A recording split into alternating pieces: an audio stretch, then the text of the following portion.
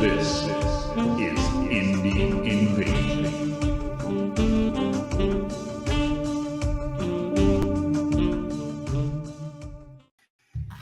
Wow, that seemed super short. Why it does. What That up, was guys? super short. Welcome to Hello. Indie Invasion Shorts number 90. We're creeping up there. Oh, We're man. creeping up there. And it does feel short, doesn't it? As we're used to, I don't know. Maybe it's just because we've been off for a week. Maybe I just clicked the wrong one, so I don't know. Hello, kids. Hello. Welcome to Indie Invasion Shorts. We're glad to have you. Got We're glad our to be coffee. back for some more shenanigans. Cheers. Yep. You guys Had us tonight? Had a good Thanksgiving. Ate too much as usual. Had always a lot of fried turkeys and lemon meringue pie. All the good stuff. Oh yes, my mom makes the best lemon meringue pie in the world. If you think your mother makes a better lemon meringue pie, please send me one, and I will make an assessment. I will be happy to make that comparison and see what we can figure out. So, anyway. What you been up to there, Mr. Eric? Well, we got, let's see, after the holidays, I've been busy trying to get lights up. We just jumped into peak season at the old post office. So, of course, I'm kind of running ragged there. Doing lots of ordering, but for Christmas, well, some fun stuff. I did partake in some Black Friday, Cyber Monday sales. So okay. I know you did Black Site, right? I did some Black Site, so I did that 2 times in one day. It's one of those. Oh yeah. So I think something's already in the mail for that. I think all I did was Amazon. I think I got some. I got some PLA. Oh, don't do it, man! Don't do it to me. I got some of this stuff showing up. These Kickstarters. Oh man, that's the one I'm waiting for too. I don't know how you got yours before I got mine, right? It's coming out of a port in Florida. I am in South Carolina. They had to drive past me with it to take it to you. Yeah, maybe they just wanted to get it out of the warehouse or something. I don't know. No, it's weird now. So mine came through Miniature Market because. I saw that they were switching to Miniature Market for distribution. Asmodee bought them out, I think, a while ago, so they're using them as part of distribution now, I guess. Okay. So I don't know. So yes, Alder. Good morning, Alder. I got my Zombicide. If you just missed it, and yeah, look at it. I didn't get mine. I'll admit, most of it was. And that's, I want to play the game, but most of it's for the miniatures, right? And this is where I'm going to twist you a little bit there, is I am excited for these guys. Heck yeah. Ape and the Crocosaur. Yeah. And they're huge too. Yeah. So I haven't busted this open to see how big in comparison they are to other minis, but we'll see. I think you should do that right now. You should show us right now how big they are. Right now, live Indie Invasion Shorts unboxing of the Crocosaur. See if I still had my knife behind me, but I don't think I need to. We got a couple people in here, though. We got Kentucky Fried what's Gamers. up, Jason? Tonio's in there. And then Alder just popped in, too. Yes, I did finally get that. Incidentally, Tonio, I have something to show, too. Hold on. Okay, this is the best part here, opening a box. My wife thinks I'm weird for doing this. You are weird. You guys can probably maybe relate to it. Oh, yeah, you sniff everything. That new box smell. So there you go. Here you go. Tonio, got one of these coming to you, my friend. That is Matiu. Yeah. I did. So I got to go to the post office anyway and send some stuff to Eric. And I will get that in the post to you as well, sir, because I promised you one a long time ago, and I finally got them. So there you go. Okay, there's cards in here for, I guess. Okay, yeah, there's 2. For you put them in the deck when you're flipping the cards to see if they come out. Okay, yep. Little special rules in there. And then, holy cow, these are big. They're big. Oh, I should have got those. You should just send those to me. You don't need those. All right. So I don't know if you remember my grape ape. He's behind me right now, but holy cow, this is a chunk. Look what Tonio said. He said he's painting sumos right now, so he'll be ready for the shape of Matiu. All right, here is. Let's see if I can get him to focus. Okay. Oh wow, man, that's awesome. Of that, that's crazy. That's totally the size of his hand. It's not quite King Kong size, but that's definitely a Mighty Joe Young size. Oh yeah, and then that's grape ape right there. Oh, the Crocosaur. That's a cool model. Oh yeah, I like that one. That's Lake Placid right there. You're supposed to say go in karate. Remember that from Lake Placid? That's the best part of that movie. You're supposed to say go in karate. I have a perfect sewer board for that Crocosaur too. Yeah, this would be great on that. And I like that he's kind of humanoid. You know, his hands are just legs. Man, the detail on this. And I'm in low light, so I can't really see all the detail. But I'll tell you what, Simon's minis have gotten to that point where I'm looking at this right now and I don't see any mold lines at all. Yeah, they've gotten a lot better, especially for those of us that have that first edition Zombicide. You know, man, those are cool. Man, they're chunky too. Are you gonna do a little Firefly thing there and start playing with them? Okay. Wow. So there was a quick unboxing, guys, for the a little bit of Zombicide action. There you go. I can't wait. They're gonna release this, probably retail. They usually do. Well, hey, maybe if I'm lucky, I'll get mine in the next couple days. Then. Yeah, I mean, I do have an exciting package coming tomorrow, but it's not nearly as fun as that. I got a new dishwasher coming that I have to install tomorrow, but well, you should be getting another package, I think, tomorrow too. Ooh. I will have to let you know. Oh, okay. But you won't be. You shouldn't be able to open that till Christmas. That's all I'm saying. Oh, all right. Okay. Well, will it be from you so that I know not to open it?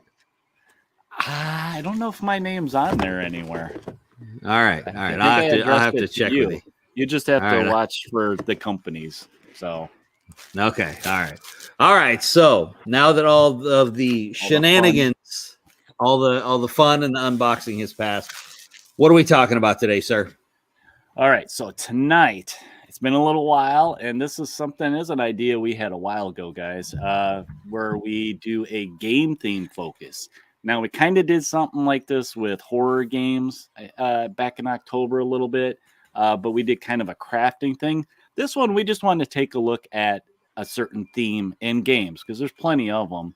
And I thought, let's talk about fantasy games this week. We don't really chat too much about fantasy, specifically, but wanted to do something where we focus specifically on these type of games. And now, unfortunately, I don't have personally a lot of experience with fantasy. It's not really my jam, other than, classic Warhammer fantasy. But, I wanted to look at some of the choices that are out there, depending on, what kind you want to start with, maybe the size or even something different than traditional fantasy. So, yeah, go ahead. I guess we could start with the theme fantasy and what kind of exactly draws us to it. What are some of the key things I think in fantasy that draw people to it? It's funny though, because I think the majority of us, I mean, we've been doing this for a while now. We're coming up on 3 years of indie invasion here. So, which is kind of cool. I just realized that the other day. I was like, wow, we're coming up on 3 years. And what is that like? We average, what's that like 2.2 viewers per year, something like that. I don't know. Anyway, aside from that, is I think a large majority of us cut our teeth on fantasy. Maybe not so. necessarily miniatures, but we've done several conversations and polls and talks where we said, what's the gateway? And it's so often been Redbox D&D, right? Yep. Yeah, it was always Redbox D&D, and then people rolling into Warhammer Fantasy Battles. And I think one of the things that attracts people to the fantasy games is that everybody makes fantasy miniatures. You know what I mean? Yeah, it's the most there are just there. Yeah, there's, even if you throw Space Marines in the mix, right? It seems like there's still way more fantasy miniatures than anything else. If you Which go is on, crazy. I think it's crazy. How many times can you make a certain kind of dragon or, some kind of just creature in general? I think it's really the RPG community that really keeps those miniatures thriving so much. Because if you go on, say, My Mini Factory, if you print stuff and you go search up, okay, so I'll give you one that I really, really, really like, but I don't have a resin printer, and he does mostly miniatures. It's called Dragon Trapper. And just got some really, really cool models, but just about anything you could think of as far as a fantasy style miniature. Just tons and tons and tons of them. Yeah, Jason makes a good point too. D&D has thousands of different monsters, and I'm pretty sure Reaper Miniatures is making a valiant attempt to make every one of those monsters. Yeah, no kidding. Yeah, and I like what Alder says here. Fantasy is only limited by the person's imagination, really. Right. There's so few boundaries that come into play really there aren't any with any of the games, but you know what I mean? As far as the genre identifies, it's really just such a broad spectrum. So I think that's a big thing that attracts people. Yeah. And I think go ahead, finish. Oh, that was it. You conveniently interrupted me when my train derailed. And I think it comes down to basically too is, people like magic. They like the monsters, and, other races other than just humans. You could be an orc or a dwarf or an elf or something, right? That classic fantasy type stuff. And just in general, the strange, new, wondrous worlds, something that's different than what we normally can identify with. That's sort of like what we're used to type of thing. I agree. That's just such an easy in. And as far as like, if someone were to come up to me and say, hey, I want to get into miniature wargaming, but I want to play fantasy. So I'll throw this one at you first. What game would you recommend? Brand new person, never played a miniatures game. What would be the gateway fantasy miniatures game you would recommend? Now, the comments are probably about to blow up. Yeah, this is a good question because you think about somebody that's starting to dive into it. What would be good? And I always think small scale, something that's skirmish level, or top of my head. One of the things that pops into my head is Underworlds. GW's Underworld. It's small bands. You have the small board, so it's not really terrain oriented. That could maybe be the next step. But I like that it has, simple stats. It's got some dice mechanics, and it also has a card mechanic in it too. So you get a little taste of a lot of different, I guess, mechanics for different games in there to just get a taste of them. So I think that's a real good starting point for people. And, you can get those box sets, the starter sets that come with, two factions, comes with everything you need to just go. So then once you get that taste, you get hooked on it. Well, then you can go buy more war bands or start looking at other games, scale up a little bit more. Yeah. So my go-to, if for that question, would be Relic Blade. Yeah, that's one. Hands down, Relic Blade. Just such a, you need 4 models. It incorporates dice, incorporates cards, not in the same way that Underworlds does, but really more of a deck building kind of thing, because you're building equipment to you're outfitting your dudes. And I know we've said this. if we had a nickel for every time we said this about Relic Blade, would have our podcast mansion. It is how fast you can play a game. We've said that a million times. I mean, you could do a whole campaign in an evening. Yeah. So and I don't think it's overly, either of these games, and there's other ones out here that are overly complicated that, right. You read the book, try it. You may stumble a little bit first playthrough, but I would say after one game, it's like you get that wake up moment of, oh, okay. Yeah. And then, you can just re-rack it up and start again because they're fairly quick games.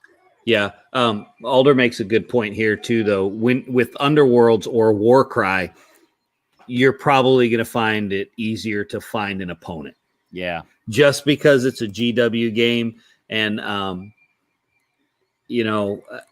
from my personal experience, the reason everybody I knew played 40K was because we were all in the military, and more accessible.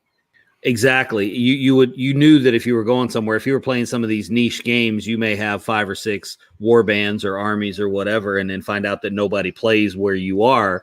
But if you're playing 40K, you're gonna find somebody on base that plays. Yeah. Frostgrave's a good one too. For that intro. Yeah, I had a couple listed. So I listed Frostgrave, Burrows and Badgers, and we don't need no Dracula's stinking America. Badgers.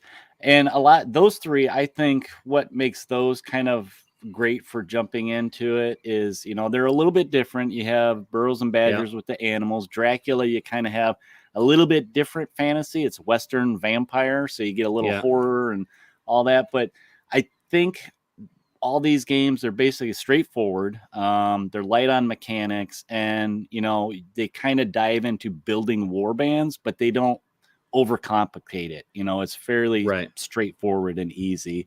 Let's see what. Well, there was you and I were talking to. There was some that I didn't know where to qualify. I didn't know where to stick them. What category to stick them in? Some of them could be multiple, really. Yeah, like Ragnarok. Yeah, okay? yeah. Which is the Viking game. So I've got all the books for Ragnarok. There's the War Gods game, right? That's right. Yeah.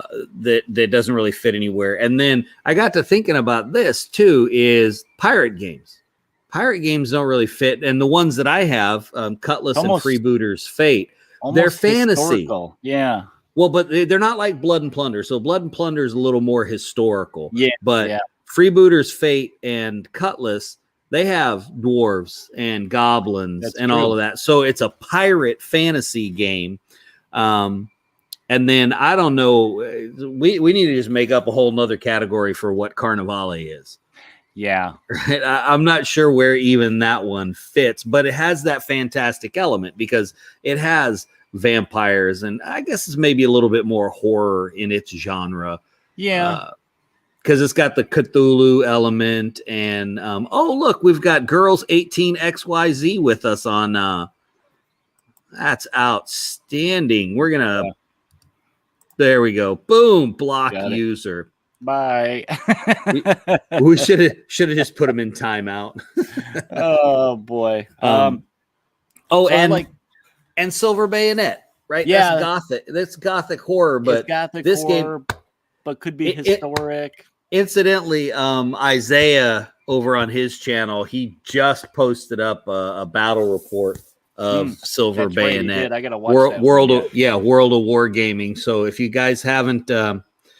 If you haven't subscribed to World of Wargaming, go over there and subscribe to his channel. He has some really good bat reps there. I just like the way he shoots them. It's kind of like handheld in the game, not overly complicated. Looks good. It's moving. It keeps moving. Yeah. So go subscribe right now. We'll wait for you to get back. So here's another one more for like jumping into games, and Kentucky Fried Gamers brings up the point of Descent would be a good start as well. Yeah. It's a board / mini game, and I thought of like Simon Zombicide Black Plague for fantasy. Or and I have that too. They have Game of Thrones too. It's like Skirmish. Well, not Skirmish, the Game of Thrones one, but it gives you a little bit of that light war game because you're not really in those games creating the characters. You just pick whoever you want to use. Right. And just, I think Zombicide at least is AI, but the Game of Thrones is 1 versus 1 type of thing. Right. So, and then there's never mind. That just totally derailed there. So, look, Tonio got one that we're going to talk about. So Jason points out Rain in Hell too. I think that one's a little bit more horror as well, but it has that fantasy element. But Tonio, yes, we had that one on our list, my friend. Twilight, the world of Annual. Yes. Well, matter of fact, we could use that as a segue. So let's look at different kinds of what makes them stand out. I broke these now into like 3 kind of categories, being historic Middle Ages, so more of your just in that time period, right? Or high fantasy, which is what we're kind of more or less used to, and then of course the weird alternative world. And Twilight kind of fits in this weird, different world, right? It's not like ours at our world in any way, and that's what makes it unique and stand out. And also the mechanics are very different, but not overwhelming, I don't think, in this game. Dang, we got spammed twice. Yeah, man. We're making it. We are trending. making it. We got spammed twice. Yes. Sexy Find Info and Girls 18XYZ have both been blocked. In that vein too, with Twilight, is you have to look at Zombie Smith games.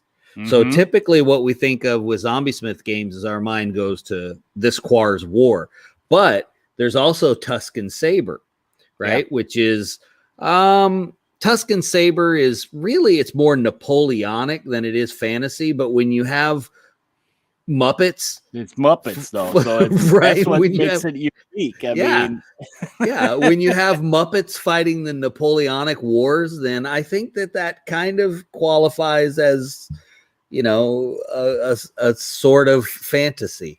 It's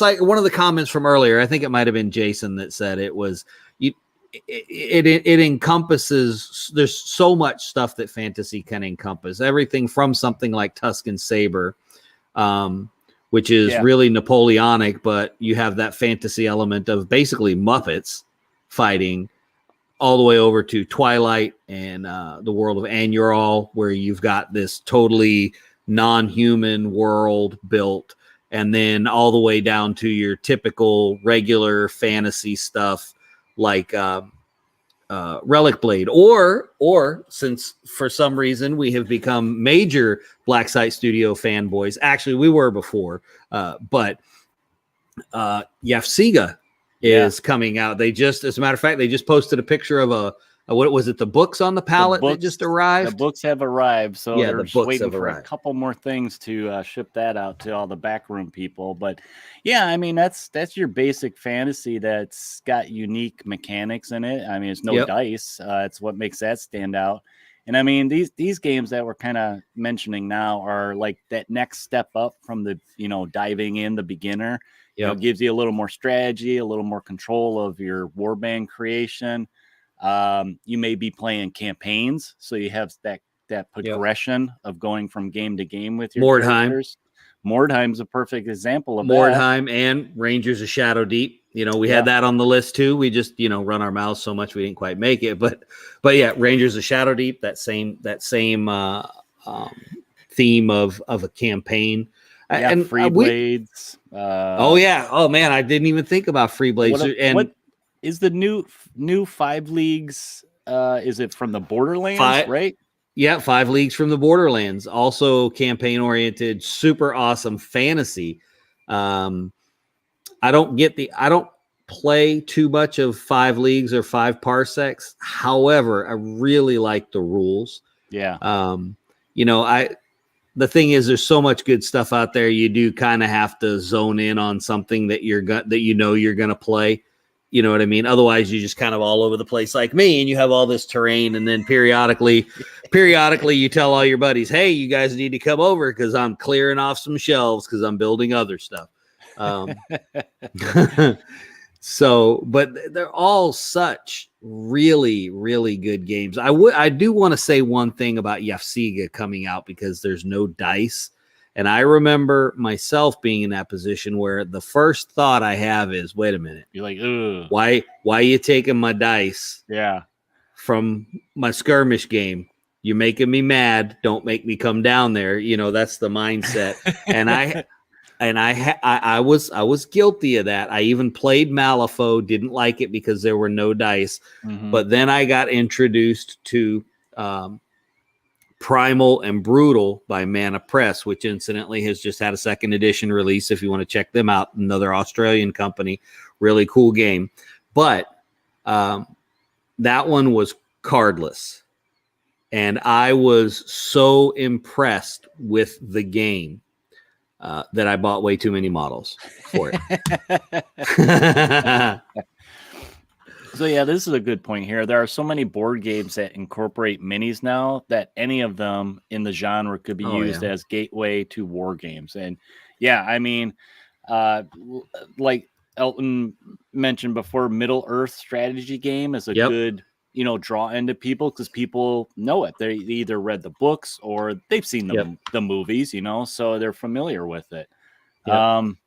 And by the same token, see, I do the crossover the other way too, because the WizKids puts out the D&D minis, and some of them are okay paint job wise, but when you're just using them for fodder in a game like Deep Wars or Shadow Sea or Twisted or whatever, you know, whatever skirmish game you play, man, they're pretty good. You just throw them on the table. You're doing good today, man. That's my late birthday present. Was you rang the bell for me? Thank you very much. Speaking of the ring the bell, I'm getting ready to ring it again because I'm surprised you haven't used this up. But when we were talking about the different worlds, we already mentioned Malifaux, but we didn't mention Twisted yet. Well, we just did. Well, I didn't really see that one as fantasy though, because it's turn of the century. I mean, it has magic in it, and it does, and you know, kind of, you know, fantastical creatures. So I kind of can put it in there, but it could go history. It's one of those weird ones, I think. Yeah, it is. It's like it's the same way I would categorize Deep Wars and Shadow Sea. It's this weird, it's almost like once you throw so much, when you put so much steampunk on top of something, it's either going to be steampunk or it's going to be sci-fi Victorian, and you don't have any other options. You know what I mean? So that's probably how I would categorize those two. That would be a really short episode of Shorts. Steampunk is fantasy. Okay. Good enough for me. Good enough for me. Okay. So on that note, Twisted. Now, I think that's a good one too, because like I mentioned, you got the magic, you get a little bit of card play. You're not really creating characters with like the traditional, you know, some of the tabletop. Right. They just have a bunch of characters. You kind of have list building in it, which is that next level up. And there's a lot of games that are like that. They're like, here's the world, here's the characters in the world, mash them up together and, you know, fight each other type of thing. Right. Well, we have one steampunk is fantasy and one steampunk is not really fantasy. So you guys just come here. We'll play a few games of Twisted and we'll discuss it. Yeah. That's how we're going to solve that. I was thought of this too. Bushido is another alternative history fantasy mix. You know, you got a little bit of that. And I like this because it's not your traditional Middle Ages fantasy with dwarfs and elves and all that stuff, but it is set in that, you know, historic time, but it's in a different part of the world. Here's what it reminded me of when I first discovered Bushido. It reminded me of when the Oriental Adventures hardcover D&D book came out. Don't make me go get that. It's on the shelf. I know mine's right over there too. But that's what it reminded me of, right? It's totally it's totally a fantasy game, but in my mind I saw Bushido and I'm like, "Oh, it's Oriental Adventures." I mean, it's like that's what it is. I wonder if that was any inspiration for them when they did That's probably why I like Simon's Rising Sun so much, because you get that mythos of, you know, the feudal Japan, with the Oni, and you know, you got your Right. dragons, and it's similar, but it's a little bit different Yeah. flavor, you know? Yeah. Yeah. That's cool stuff. Definitely cool stuff. And to be fair, Bushido has some really cool models too. I mean, they really do. Okay, so Alder says now he's going to contradict himself right away because Walsung has elves, dwarves, and orcs, and yes, they do. Here we go. They do. It's a matter and halflings. The halflings are my absolute favorite models in Walsung. They're my favorite ones. There's nothing like a halfling gangster sniper. Okay, it's pretty cool. All right, I believe I think we hit everything. that's right, Tonio. Halfling Mafia. If you guys have some more ideas or suggestions, you know, leave them over on the Discord or Facebook or in the comment section, you know, on YouTube. But I think this is a talk that we can keep going with fantasy. There's so many examples that people can jump into, whether you're just starting out. And once you start out for a little bit, if you want to kind of grow your gaming a little bit, you know, you can go into those little more, you know, games with more meat on them, stuff that you can kind of tweak and play with. So, and we can keep going. I think we could keep going because it's like we said in the very beginning, the borders of fantasy are very fluid. It's what you really think of it. So, and it comes right to that discussion about steampunk. Is it fantasy or not? You know, it's so fluid. It's like you could just never quit talking about it. Yeah. I mean, like, I'm looking for it right now. It's basically your imagination, right? Who said it? Alder said it. Fantasy is only limited by your imagination. Yeah, because it's like, okay, Shadowrun fantasy. I see that. I think see might be sci-fi more. It's got orcs. Yeah, it does have orcs. Yeah. Gangs of the Undercity. Okay, we need to stop. It's time to go. We better stop. We're really starting to mix them now, and that's the kind of neat thing with this hobby is that you can do stuff like that. So definitely more time. Look, I got my. Okay, hold on. Before we go, I have my Mordheim centerpiece. Modern fantasy. Is that your new monster for Mordheim? Oh yeah, that's right. I remember you. I still haven't gotten around to painting him because I'm trying to resolve out our Necromunda stuff. I got a turtle dragon still sitting on my desk. I got a turtle dragon file sitting on my computer waiting to be printed. So all right. I believe it is your turn to take us out, sir. Yes, it is. Let me pull my notes over to the side so I can see them. Well, guys, thanks for joining us back in the saddle for Indie Invasion Shorts every Thursday night. You can join us. And if you're new to the show and just want some more content, you guys can find audio content on all the podcast platforms out there for your listening pleasure. And if you want to check out some video, go over to our YouTube channel. You can check out stuff like unboxings, impressions from these great indie games, and more of these shorts if you missed them. Visit us on all the social platforms like Facebook and Instagram to see what we're getting into. And please join our growing community at the Discord. And of course, you can find all these links in the show notes below. And you can just easily click and go to those places and join in on all the fun. If you want to support us, so you like what we're doing here, you can visit us at Patreon/Indie Invasion. We appreciate it. And our favorite thing that you guys can do if you want some merch, we got a Redbubble store. It's at Redbubble/Indie Invasion. I was trying to remember if it had people in there. Is it people? People first. People/Indie Invasion. You get hats, mugs, stickers, shirts. And it's hoodie season. It's hoodie season. You get that stuff to keep you warm. That's right. Well, for me up here in the north, right? Yeah, well, you could probably get Indie Invasion flip flops if you want to come down here and see I me. think you could. I think those are on there. So, I think they are too. but guys, that's all we have for you this week. So until next week, or if not sooner, prepare yourself for the invasion, guys.